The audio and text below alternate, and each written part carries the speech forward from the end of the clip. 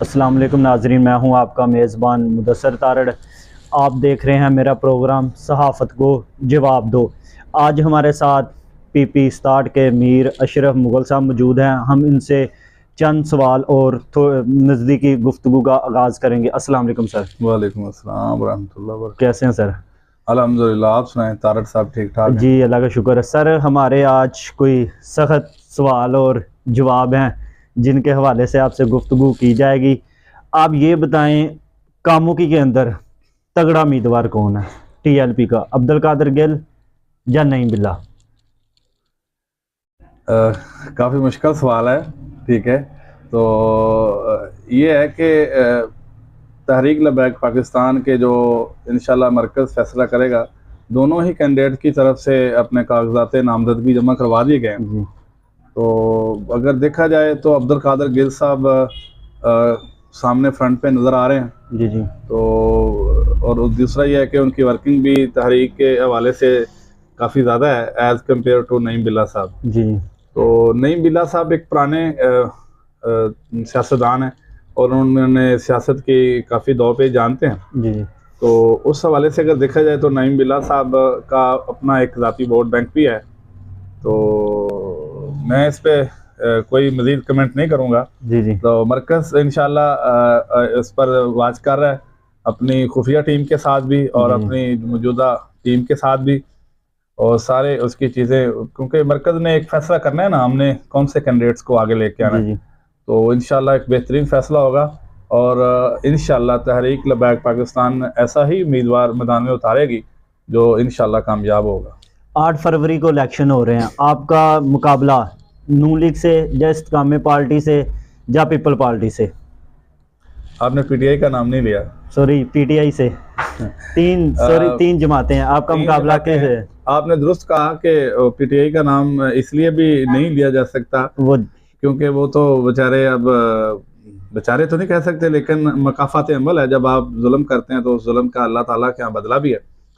तो अगर मैं इसको थोड़ा सा कैटेगराइज कर दूं जी जी। तो उसमें आप मुझे टाइम दीजिएगा कि अगर देखा जाए तो नून लीग की तरफ से जो कैंडिडेट हैं चौधरी अख्तर अली खान साहब, जी जी। ठीक है, और उसी घर से ही एक और कैंडिडेट मिसिस चौधरी शमशाद का मरहूम, जी जी। तो उनकी तरफ से भी सुनने में आ रहा है कि वो भी मैदान में आ रही हैं। तो एक हमायती वोट जो चौधरी शमशाद अहमद खान मरहूम रहमतुल्लाह अलैह के वाले से था, वो उनको जाएगा। उनको जाएगा। तो इसमें डिवीजन होगी ना, जी जी। अख्तर खान साहब और उनके दरमियान में ना डिवीजन होगी। और इसी तरह वो जो पीटीआई का वोट है, एहसानुल विरक साहब भी मैदान में आ रहे हैं, अली वकील भी हैं। अली वकील भी हैं। तो इस हवाले से ये सारा वोट बैंक आपस में डिवाइड होगा जी और एज जाए इंशाल्लाह तहरीक लबैक पाकिस्तान को कि वो इंशाल्लाह इस हल्के में विन करेगी। यहाँ से तरीके लब्बई का जो भी उम्मीदवार होगा मैदान में आएगा, वो इधर से सीट विन करते हैं तो पंजाब असम्बली में या कौमी असम्बली में आपका उम्मीदवार जाता है तो उनका मशहूर के किस चीज़ पे होगा?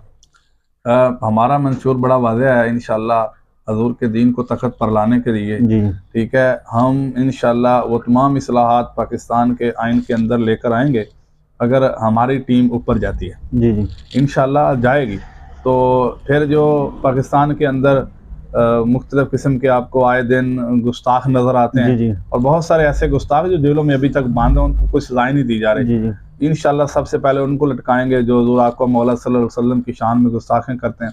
और फिर तहरीक लबैक पाकिस्तान इंशाल्लाह इस तरह की इस्लाहात लेकर आएगी जी जी। कि आपको पता चलेगा कि पाकिस्तान में ये बिला मतलब की महंगाई, और फिर एक जो अमीर है उसको अपग्रेड किया जा रहा है, उसको प्रमोट किया जा रहा है, और जो गरीब है वो नीचे जा रहा है। जी जी। इंशाल्लाह ये टैक्सेस ख़त्म कर दिए जाएंगे और कारोबारी हज़रात जो हैं वो खुल के अपना कारोबार भी करेंगे इंशाल्लाह। फिर जिस तरह इस्लाम ने इस निज़ाम को पूरी दुनिया में चलाया है ऑलरेडी, वो ज़कात के ऊपर 2.5% ज़कात दे मुसलमान, तो इंशाल्लाह कोई भी गरीब भूखा नहीं सोएगा, हर किसी को इंशाल्लाह उसका हक मिलेगा। आखिरी हमारा सवाल है, आपको पता है शाह महमूद कुरैशी को फिर गिरफ्तार कर लिया गया है, तो उसका ये कहना है जी मुझे 3 जजों ने रिहा किया है, तो ऐसा नहीं हो सकता? मेरे उनकी उसकी बेटी का भी एक आया इंटरव्यू, उसने अदर सोशल मीडिया को अपना इंटरव्यू रिकॉर्ड करवाया, वो कह रही है मेरे वालिद के साथ बहुत ज़्यादा जुल्म किया जा रहा है, उसके हवाले से आपका क्या कहना है? बड़ा मज़ेदार टॉपिक है जी। इस पर तो वो मेरे मोहतरम ने भी फरमाया था कि शाह साहब आप उतनी जुल्म करें जितने आप सह सकते हैं। जब आप वहाँ जाएंगे ना तो आपसे ये बर्दाश्त नहीं होगा। हम तो हजूर की वजह से बर्दाश्त कर लिया। तो किबला अमीरुल मुजाहिदीन का फरमान भी आपको याद होगा, तो आप उनकी बदुआ इन लोगों के लिए दुआए जलाल जो थी कि या अल्लाह इन सारिਆਂ ਨੂੰ गिन लै तो इन्होंने कलियां कलियां करके मारी। तो आप देख रहे हैं इनमें से कोई बचा तो नहीं अब। जी अब सारे रो रहे हैं। वो उस्मान डार कह रहे हैं जनाब मेरी वालदा को इन्होंने ऐसे किया। तो ऐसे ही ये तो हमारे मीर मोहतरम ने कहा था भाई ये तो भाई अच्छे इकदाम नहीं है। जी तो फिर ये इनको भी याद होगा अपनी हुकूमत में किस तरह चादर चार दीवारी का उपमाल किया गया और फिर जनाब सैयदजादियों के बाल नोचे गए और ये जो जुल्म इन्होंने किया और फिर ये समझते हैं कि हम कोई लावारिस छोड़ी हैं इंशाल्लाह, और ये बदला तो दुनिया में भी होगा और फिर आखिरत में तो मैदान अभी लगने हैं। जो बल्ले का निशान है वो भी आपको पता खतरे में इस टाइम जा रहा है। तो एक दफ़ा तो बहाल हुआ था, फिर दोबारा फिर वो पटिशन दायर हो गई कि किसी की तरफ से, जी तो फिर जा रहा है।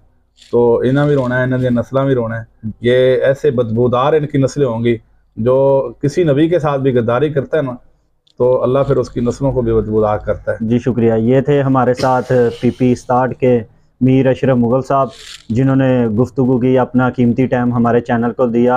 अपने मेज़बान को दें इजाज़त, नेक्स्ट प्रोग्राम के लिए अल्लाह निगहबान।